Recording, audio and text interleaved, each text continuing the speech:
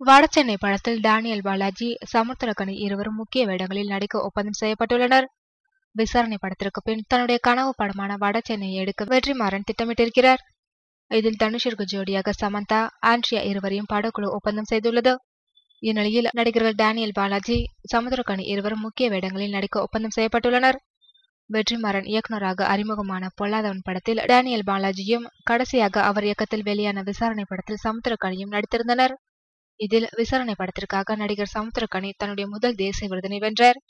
இந்நிலையில் இவர்கள் இருவரையும் ஒரு சேர தேர்வு செய்து வடசென்னைக்கு வெற்றிமாறன் மேலும் வலிமை சேர்த்திருக்கிறார்.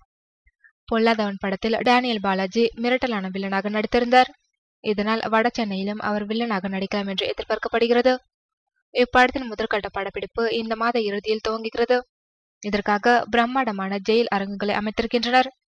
லைகாவுடன் இணைந்து தனுஷ் தயாரிக்கும் இந்த படத்திற்கு சந்தோஷ் நாராயணன் இசையமைக்க உள்ளார். டேனியல் பாலாஜி தற்போது விஜயின் 60வது படத்தில் அவருக்கு வில்லனாக நடித்து வருவது குறிப்பிடத்தக்கது.